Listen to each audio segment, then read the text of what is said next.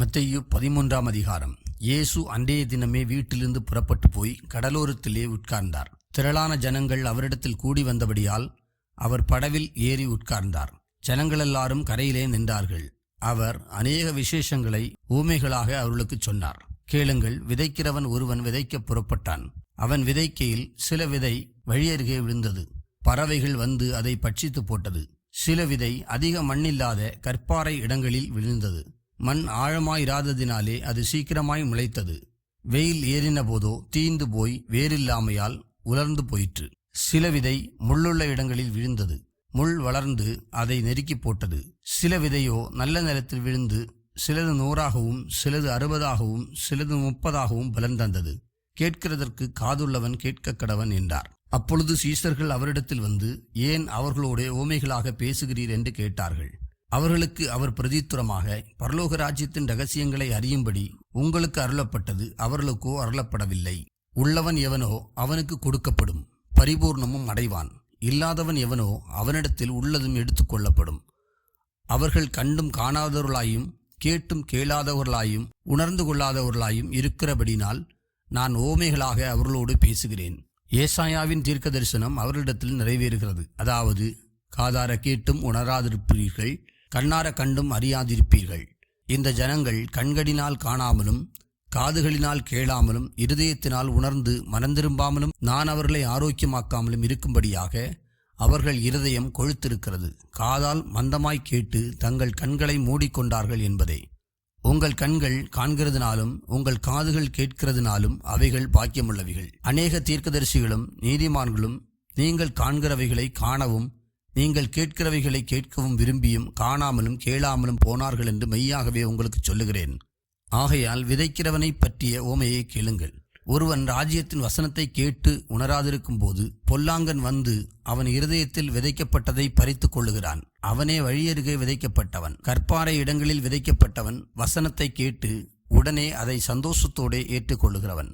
ஆகிலும் தனக்குள்ளே வேறில்லாதவனாய் கொஞ்ச காலம் மாத்திரம் நிலைத்திருப்பான். வசனத்தின் நிமித்தம் உபத்திரவமும் துன்பமும் உண்டானவுடனே இடறல் அடைவான். முள்ளுள்ள இடங்களில் விதைக்கப்பட்டவன் வசனத்தை கேட்கிறவனாயிருந்தும் உலக கவலையும் ஐஸ்வர்யத்தின் மயக்கமும் வசனத்தை நெருக்கி போடுகிறதுனால் அவனும் பலனற்று போவான்.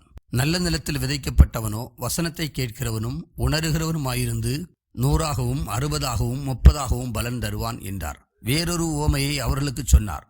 பரலோக ராஜ்யம் தன் நிலத்தில் நல்ல விதையை விதைத்த மனுஷனுக்கு ஒப்பாயிருக்கிறது. மனுஷர் நித்திரை பண்ணுகையில் அவனுடைய சத்துரு வந்து கோதுமைக்குள் களைகளை விதைத்துவிட்டு போனான். பயிரானது வளர்ந்து கதிர்விட்ட போது களைகளும் காணப்பட்டது. வீட்டெஜமானுடைய வேலைக்காரர் அவனிடத்தில் வந்து, ஆண்டவனே, நீர் உமது நிலத்தில் நல்ல விதையை விதைத்தீர் அல்லவா? பின்னே அதில் களைகள் எப்படி உண்டானது என்றார்கள். அதற்கு அவன், சத்துரு அதை செய்தான் என்றான்.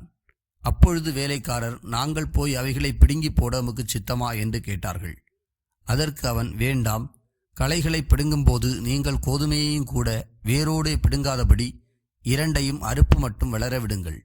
அறுப்பு காலத்தில் நான் அறுக்கிறவர்களை நோக்கி, முதலாவது களைகளை பிடுங்கி அவைகளை சுட்டரிக்கிறதற்கு கட்டுகளாக கட்டுங்கள், கோதுமையையோ என் களஞ்சியத்தில் சேர்த்து வையுங்கள் என்பேன் என்று சொன்னார் என்றார். வேறொரு உவமையை அவர்களுக்கு சொன்னார். பரலோக ராஜ்யம் கடுகு விதைக்கு ஒப்பாயிருக்கிறது.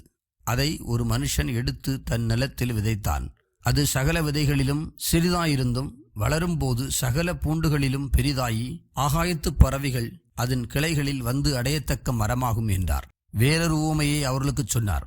பரலோக ராஜ்யம் புளித்த மாவுக்கு ஒப்பாயிருக்கிறது. அதை ஒரு ஸ்திரீ எடுத்து முழுவதும் புளிக்கும் வரைக்கும் 3 படி மாவிலே அடக்கி வைத்தாள் என்றார். இவைகளையெல்லாம் இயேசு ஜனங்களோடு ஓமைகளாக பேசினார். ஓமைகளினாலே அன்றி அவர்களோடு பேசவில்லை. என் வாயை ஓமைகளினால் திறப்பேன், உலகத் தோற்றம் முதல் மறைபொருளானவைகளை வெளிப்படுத்துவேன் என்று தீர்க்கதரிசியால் உரைக்கப்பட்டது நிறைவேறும்படி இப்படி நடந்தது. அப்பொழுது இயேசு ஜனங்களை அனுப்பிவிட்டு வீட்டுக்கு போனார். அவருடைய சீசர்கள் அவரிடத்தில் வந்து, நிலத்தின் களைகளை பற்றிய ஓமையை எங்களுக்கு வெளிப்படுத்த வேண்டும் என்று கேட்டார்கள். அவர் பிரதித்துரமாக, நல்ல விதையை விதைக்கிறவன் மனுஷகுமாரன். நிலம் உலகம். நல்ல விதை ராஜ்யத்தின் புத்திரர், களைகள் பொல்லாங்கனுடைய புத்திரர்.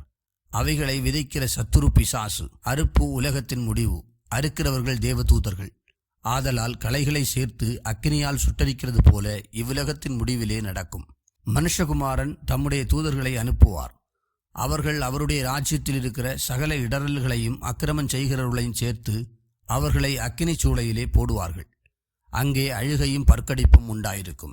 அப்பொழுது நீதிமான்கள் தங்கள் பிதாவின் ராஜ்யத்திலே சூரியனைப் போல பிரகாசிப்பார்கள். கேட்கிறதற்கு காதுள்ளவன் கேட்கக்கடவன்.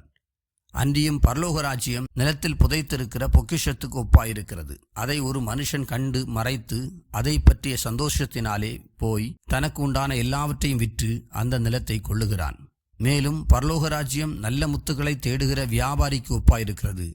அவன் விலையுயர்ந்த ஒரு முத்தை கண்டு போய் தனக்குண்டான எல்லாவற்றையும் விற்று அதை கொள்ளுகிறான். அன்றியும் பரலோக ராஜ்யம் கடலிலே போடப்பட்டு சகலவிதமான மீன்களையும் சேர்த்து வாரிக்கொள்ளும் வலைக்கு ஒப்பாயிருக்கிறது. அது நிறைந்தபோது அதை கரையிலே இழுத்து உட்கார்ந்து நல்லவிகளை கூடைகளில் சேர்த்து ஆகாதவிகளை எரிந்து போடுவார்கள். இப்படியே உலகத்தின் முடிவிலே நடக்கும். தேவதூதர்கள் புறப்பட்டு நீதிமான்களின் நடுவிலிருந்து பொல்லாதவர்களை பிரித்து அவர்களை அக்கினிச் சூளையிலே போடுவார்கள். அங்கே அழுகையும் பற்கடிப்பும் உண்டாயிருக்கும் என்றார். பின்பு இயேசு அவர்களை நோக்கி, இவைகளையெல்லாம் அறிந்து கொண்டீர்களா என்று கேட்டார். அதற்கு அவர்கள், ஆம், அறிந்து கொண்டோம் ஆண்டவரே என்றார்கள். அப்பொழுது அவர் அவர்களை நோக்கி, இப்படி இருக்கிறபடியால் பரலோக ராஜ்யத்துக்கு அடுத்தவைகளில் உபதேசிக்கப்பட்டு தேறின வேதபாரகன் எவனும் தன் பொக்கிஷத்திலிருந்து புதியவைகளையும் பழையவைகளையும் எடுத்துக் கொடுக்கிற வீட்டு எஜமானாகிய மனுஷனுக்கு ஒப்பாயிருக்கிறான் என்றார். இயேசு இந்த உவமைகளை சொல்லி முடித்த பின்பு அவ்விடம் விட்டு தாம் வளர்ந்த ஊரிலே வந்து அவர்களுடைய ஜெபாலயத்திலே அவர்களுக்கு உபதேசம் பண்ணினார். அவர்கள் ஆச்சரியப்பட்டு, இவனுக்கு இந்த ஞானமும் பலத்த செய்கைகளும் எப்படி வந்தது? இவன் தச்சனுடைய குமாரன் அல்லவா? இவன் தாய் மரியாள் என்பவள் அல்லவா? யாக்கோபு, யோசே, சீமோன், யூதா என்பவர்கள் இவனுக்கு சகோதரர் அல்லவா? இவன் சகோதரிகள் எல்லாரும் நம்மிடத்தில் இருக்கிறார்கள் அல்லவா? இப்படி இருக்க இதெல்லாம் இவனுக்கு எப்படி வந்தது என்று சொல்லி அவரை குறித்து இடறல் அடைந்தார்கள். இயேசு அவர்களை நோக்கி, தீர்க்கதரிசி ஒருவன் தன் ஊரிலும் தன் வீட்டிலுமே அன்றி வேறெங்கும் கனவீனமடையான் என்றார். அவர்களுடைய அவிசுவாசத்து நிமித்தம் அவர் அங்கே அநேக அற்புதங்களை செய்யவில்லை.